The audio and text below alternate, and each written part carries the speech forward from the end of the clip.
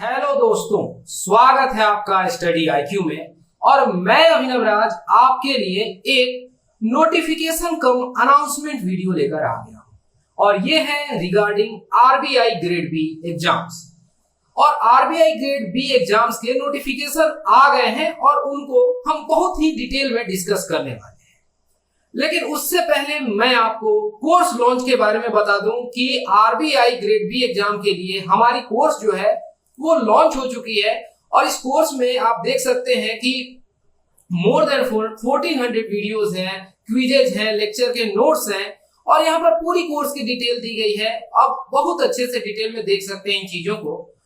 और इस सीरीज की सबसे खास बात ये होगी, दो जो नए एडिशन हम यहाँ कर रहे हैं। पहला, जो यहाँ पर पीआईबी बुलेटिन आपको नजर आ रहा है, यानी जो प्रेस इंफॉर्मेशन ब्यूरो है और उसके जो भी इंपॉर्टेंट न्यूज आइटम्स होते हैं, आपको मालूम ही होगा पीआईबी कितना इंपॉर्टेंट है आरबीआई ग्रेड बी एग्जाम्स के लिए। तो यहाँ पर उन चीजों को पिक करके क्वेश्चन फॉर्म में आप तक प्रस्तुत किया जा रहा है, जिससे आप डायरेक्टली ग्रैस्प कर सकते हैं चीजों को और बहुत ज्यादा लाभान्वित होंगे। तो ये आपको वीकली बेसिस पर प्रोवाइड किए जाएंगे। इसी तरीके से आरबीआई बुलेटिन पर भी हमारा यहाँ फोकस है, वो भी वीकली कवर किया जाएगा। और 7 डेज का जो कंटेंट है आरबीआई के नोटिफिकेशंस या न्यूज जो भी रहते हैं और इसी तरीके से पीआईबी के, उन सबको यहाँ कवर किया जाएगा। अभी आपको इसमें पीआईबी बुलेटिन नजर आ रहा है। फॉर द टाइम बिंग आप अभी आरबीआई बुलेटिन नहीं देख पा रहे हैं, वो बहुत जल्दी इसमें रिफ्लेक्ट होने लगेगा। और यदि आपको कुछ विशेष जानकारी चाहिए तो वो आपको यहाँ पर फ्रीक्वेंटली आस्क्ड क्वेश्चंस कैटेगरी में मिल सकता है।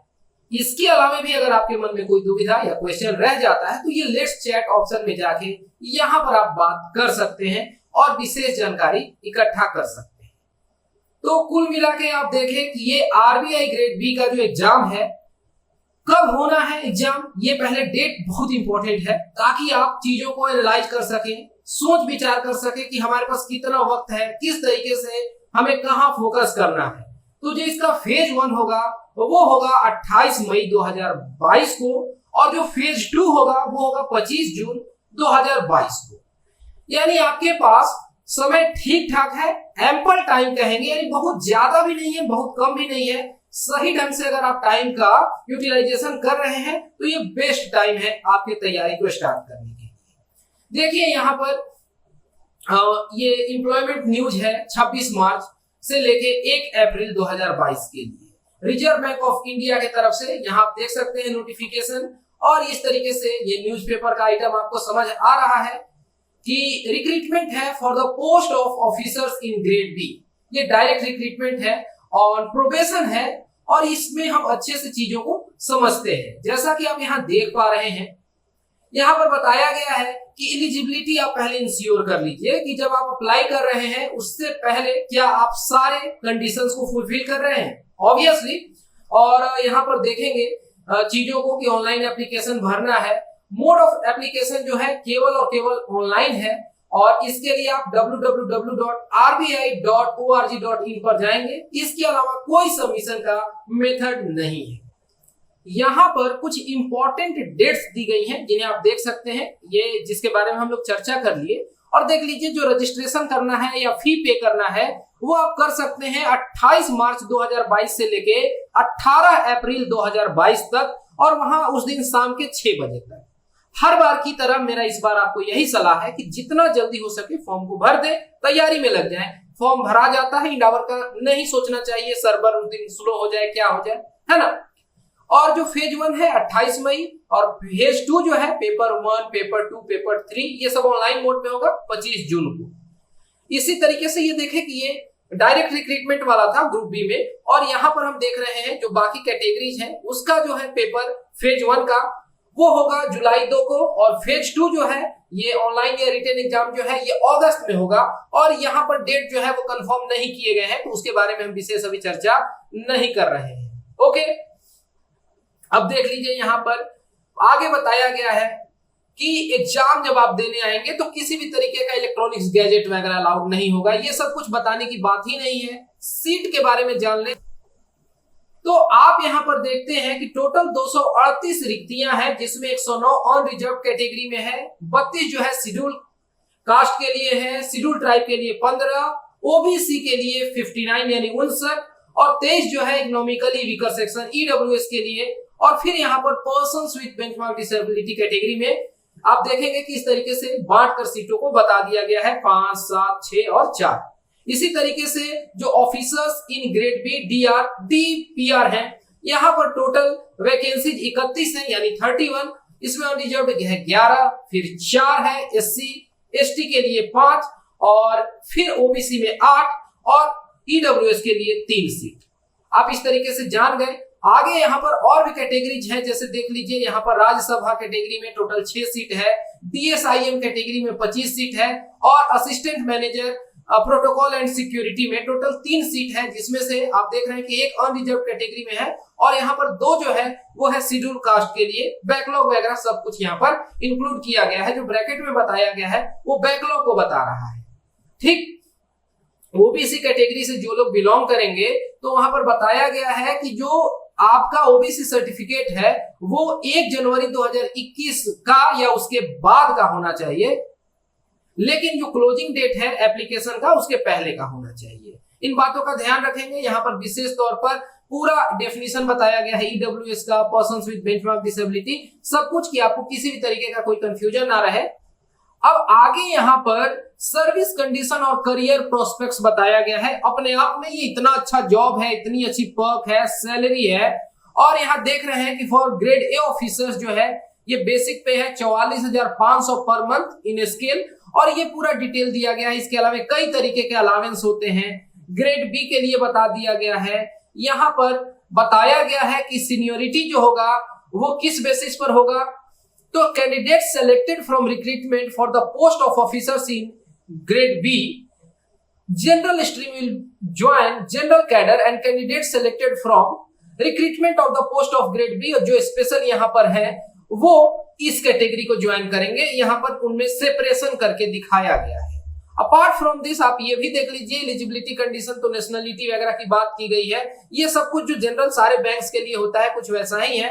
एज की अगर बात कर लें तो 1 जनवरी 2022 को जो एज है वो बता दिया गया है कि कम से कम जो है 21 वर्ष होना चाहिए और अधिक से अधिक जो है 30 वर्ष होना चाहिए। यानी डेट ऑफ बर्थ जो है कब कैलकुलेट किया जा रहा है 1 जनवरी 2022 को, यानी उस इंसान का जन्म जो है 2 जनवरी 1992 के पहले का ना हो और 1 जनवरी 2001 के बाद का ना हो।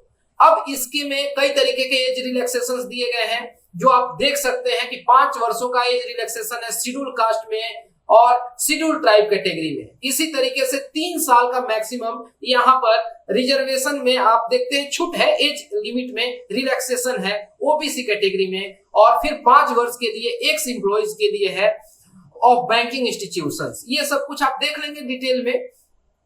तो यहाँ पर चीजों को वर्गीकृत करके ऐसे बता दिया गया है। और हम आगे बढ़ते हैं तो यहाँ पर मिनिमम एजुकेशनल क्वालिफिकेशन की बात की गई है। तो जो officers in grade B direct recruitment category है, यहाँ पर बताया गया है कि अगर वो जनरल कैटेगरी से आते हैं तो मिनिमम 60% स्कोर होना चाहिए ग्रेजुएशन में, और अगर एससी एसटी और persons with benchmark disability category से हैं तो मिनिमम 50% होना चाहिए। ओके, और यही बात कही गई है कि post graduation in any discipline या इक्विवेलेंट, और ये सब प्रोफेशनल क्वालिफिकेशन है तो उसमें कम से कम 55% होना चाहिए। यहाँ पर बात की गई है SC ST persons with benchmark disability category के लिए।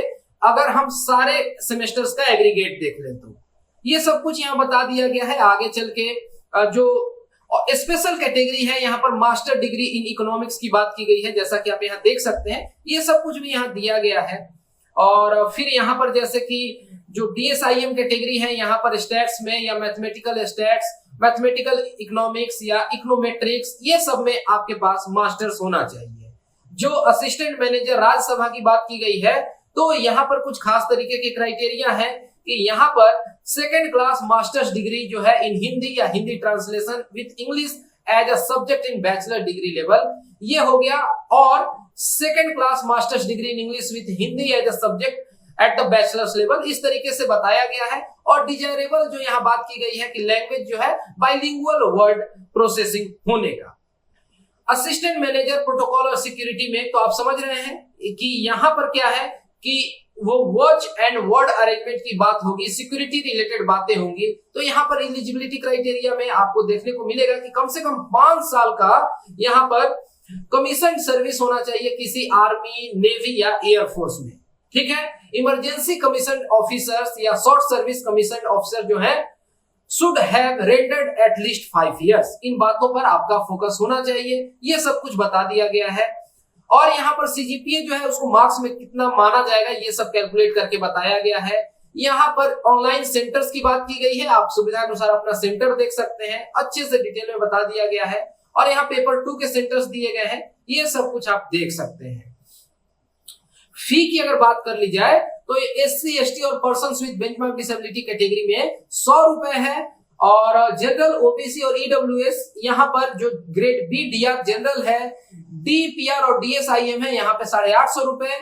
और असिस्टेंट मैनेजर राज्यसभा और प्रोटोकॉल एंड सिक्योरिटी में 600 रुपए है। और स्टाफ के लिए जो अमाउंट लगना है फी वो नील है। अप्लाई करना बहुत आसान है, आप जाके चीजों को सही ढंग से अप्लाई करिए, बिना किसी त्रुटि के फोटो वगैरह रिसेंट रखिएगा और अच्छे से फॉर्म को भरिए। लास्ट डेट जो है ये बहुत इंपॉर्टेंट है, 18 अप्रैल शाम के 6 बजे, यानी जितना जल्दी भर लीजिए, तैयारी में लग जाइए। और हमारी यही कोशिश रहेगी कि जिस तरीके से आपकी मदद की जाए आपकी तैयारी में, हम हर समय आपके साथ यहाँ पर खड़े हैं। मैं आपको अंत में थोड़ा पीआईबी एनालिसिस दिखा दूं, जैसे कि ये 1 मार्च से लेके 7 मार्च का आप देख सकते हैं कि यहाँ पर इस तरीके से आपको क्वेश्चंस पूछे जाएंगे और फिर ढंग से उसका एक्सप्लेनेशन आएगा, प्रैक्टिस क्वेश्चन और उसका एक्सप्लेनेशन, ताकि आपके दिमाग में चीजें जो है बैठ जाए सही ढंग से, किसी भी तरीके का आपको उसमें कोई कंफ्यूजन ना रहे। तो फिलहाल इस वीडियो में इतना ही। Thanks for watching and all the best for your upcoming exams.